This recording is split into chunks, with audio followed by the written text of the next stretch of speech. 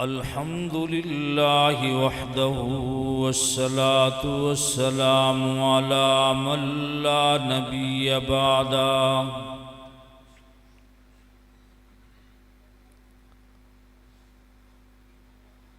وعلى آله وأصحابه الذين أوفوا عهدا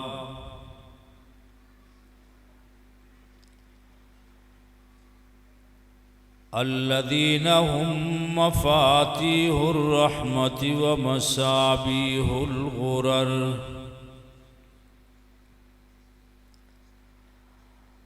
ونشهد أن لا إله إلا الله وحده لا شريك له في الخلق والأمر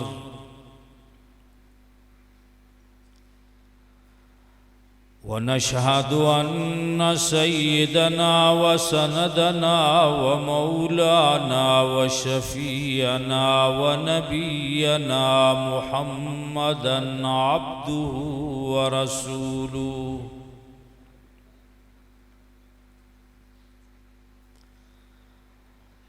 أما بعد فأعوذ بالله من الشيطان الرجيم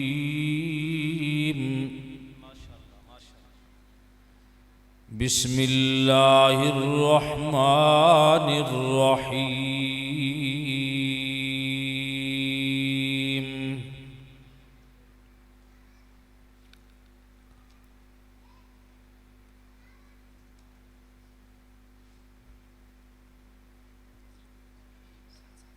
فقلت استغفروا ربكم إنه كان غفارا يرسل السماء عليكم مدرارا ويمددكم بأموال وبنين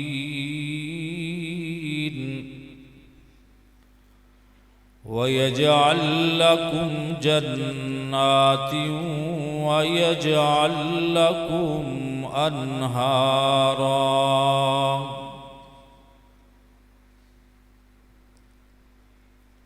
وقال الله تعالى في مقام آخر يا أيها الذين آمنوا توبوا إلى الله توبة نصوحا عسى ربكم أن يكفر عنكم سيئاتكم ويدخلكم جنات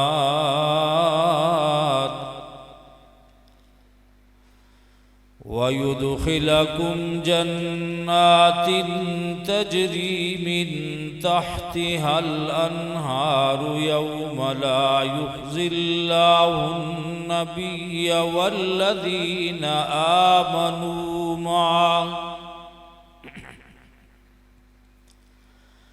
والذين آمنوا معه نورهم يسعى بين أيديهم وبأيمانهم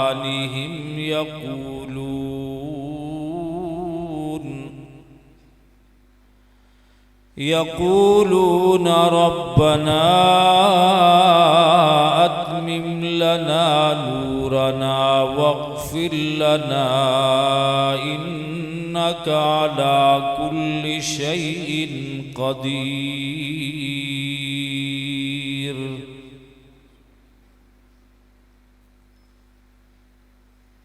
وقال النبي صلى الله عليه وسلم من حفظ بسنتي أكرمه الله تعالى بأربع حسال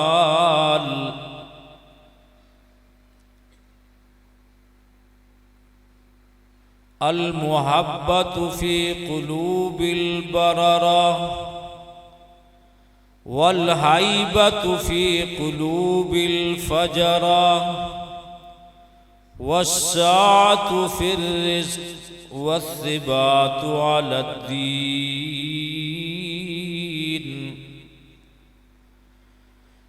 सदक़ल्लाहु व सदक़ रसूलुहुन नबियुल करीम व नहनु अला ज़ालिका लमिनश शाहिदीन वश्शाकिरीन वल्हम्दुलिल्लाहि रब्बिल आलमीन। आमन्तु बिल्लाहि व बिआयातिहि।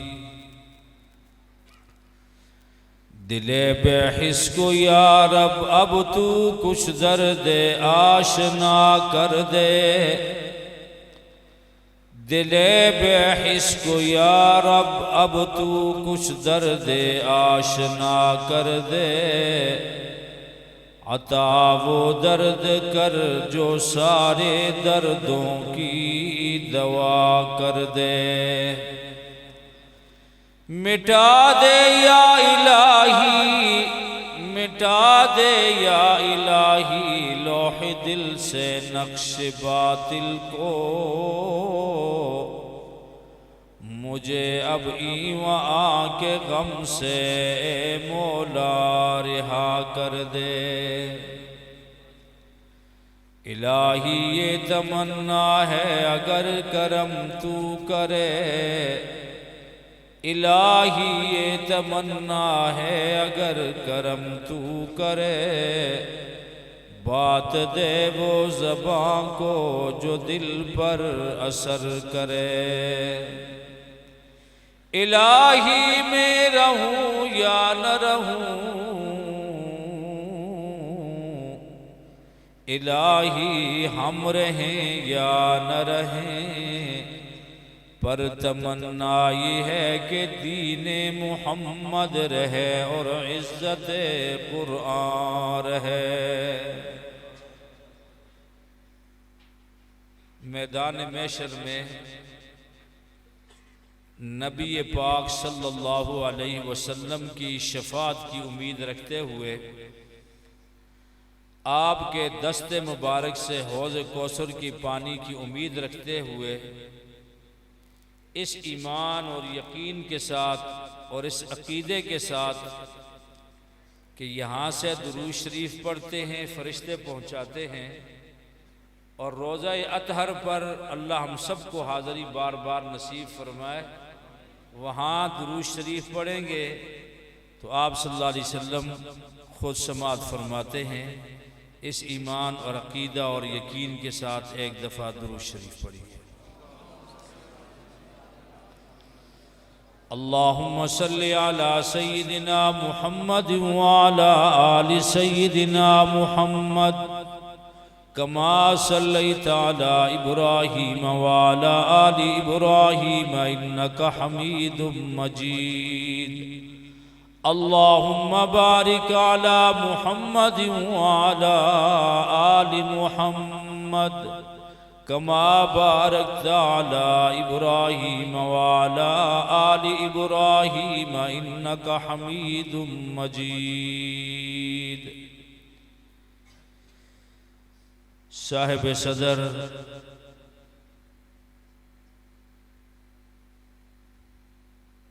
मेरे सरों के ताज उलमाए किराम कुर्राए इज़्ज़ाम,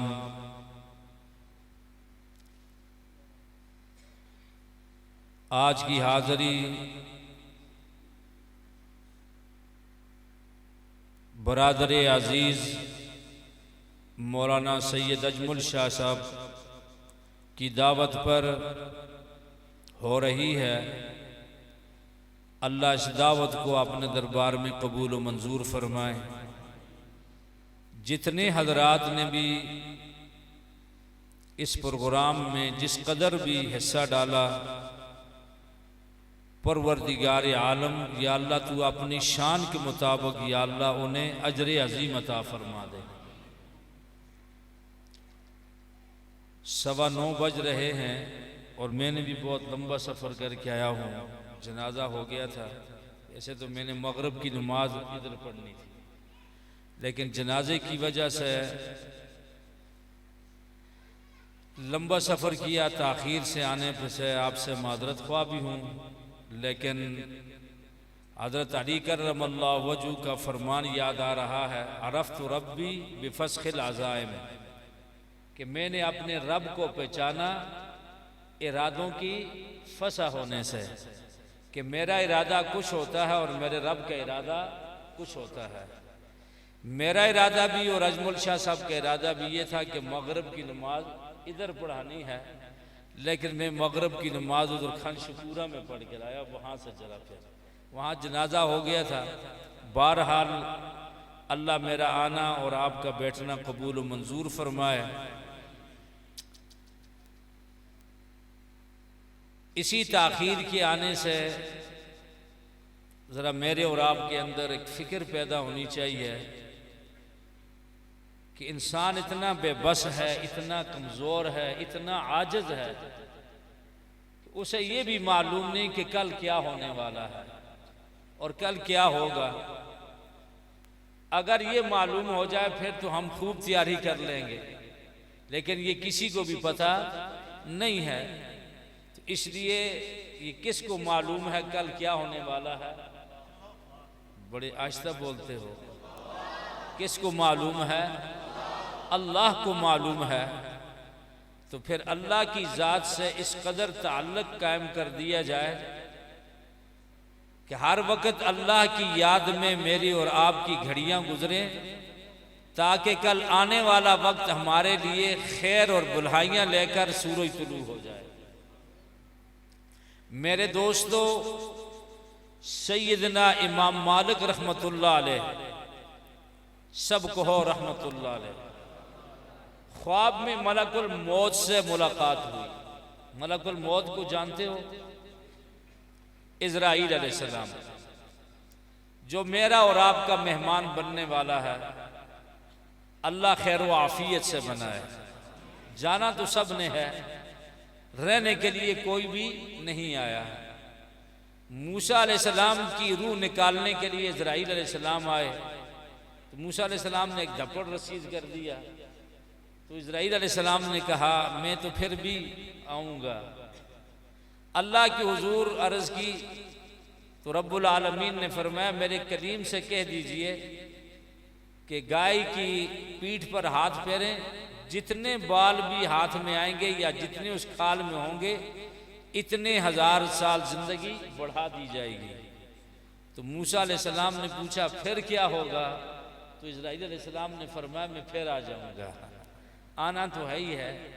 ये सिर्फ अंबिया किराम की खुसूसियत है अला नबीना अलैहिस्सलातु वस्सलाम कि उनकी रूह ले जाने के लिए जब फरिश्ता आता है तो पहले क्या लेता है? इजाज़त लेता है। बस बातें मुख्तसर करनी है, चूँकि 9:15 हो चुके हैं। हमारे मेहमान गिरामी अब्दुल बासित सानी साहब भी तशरीफ़ ला चुके हैं।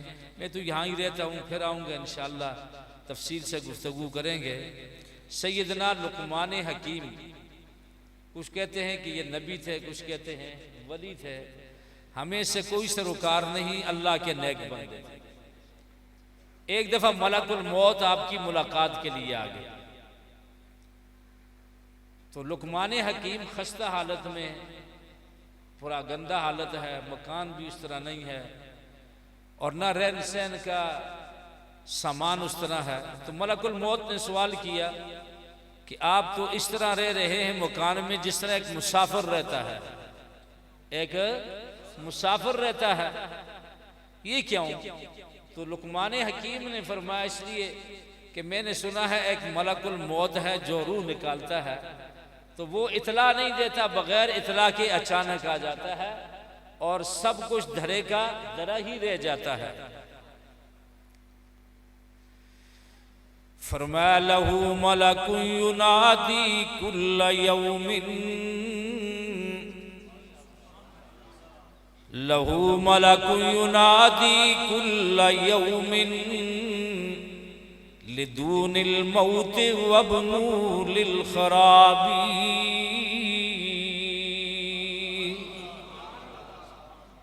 ये जो मलकुल मौत है ना, ये रोजाना पुकार कर कहता है तुम तामीरें बनाते जाओ, हाँ जी, तुम ये करते जाओ, वो करते जाओ, बड़े बड़े सौदे करो, बड़ी जमीनें और जायदादें खरीदो, मैं भी आने वाला हूं, जो तुम बनाओगे मैं सब कुछ उलट पुलट करके रख दूंगा। ये मौत जब आती है ना तो ये सब कुछ तेहोबारा करके रख देती है। जवान की जवानी चली जाती है, खावंद और बीवी के दरमियान जुदाई हो जाती है, दोस्त दोस्त के दरमियान, वालिदैन और औलाद के दरमियान, औलाद और वालिदैन के दरमियान क्या हो जाती है? जुदाई हो जाती है।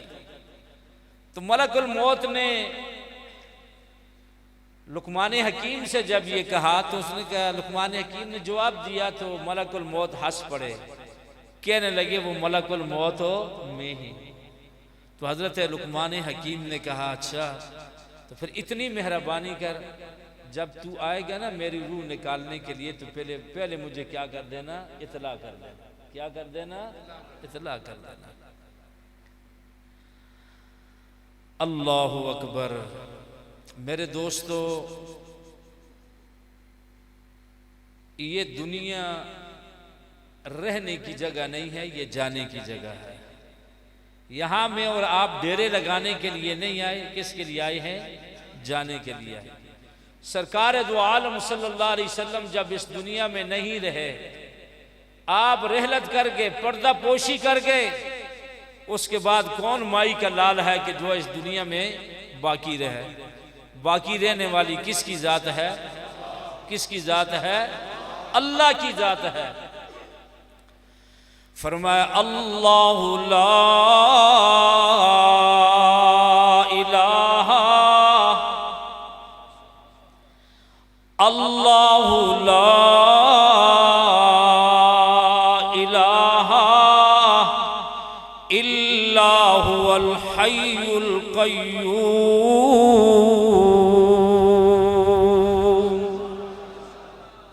हमेशा रहने वाली कायम जात किसकी है? अल्लाह की जात है। और जो अल्लाह से जुड़ गया वो भी क्या रहेगा? बाकी रहेगा। एक किताब में मैंने एक वाकया पढ़ा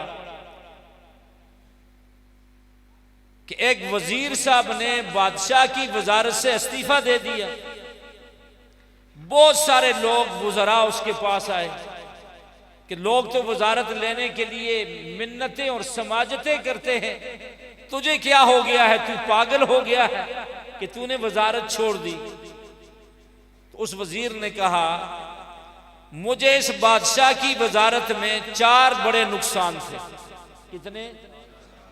अब मैं उस बादशाह का वजीर बन गया हूं कि सबसे बड़े 4 मुझे क्या हो गए हैं? फायदे हो गए। पहली बात कि मैं रात को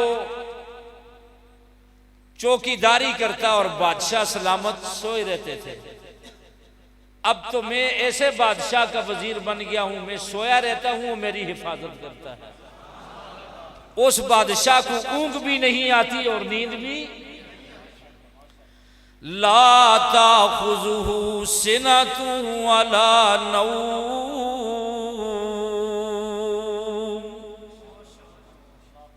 अल्लाह को ऊँघ भी नहीं आती, अल्लाह को नींद भी नहीं आती।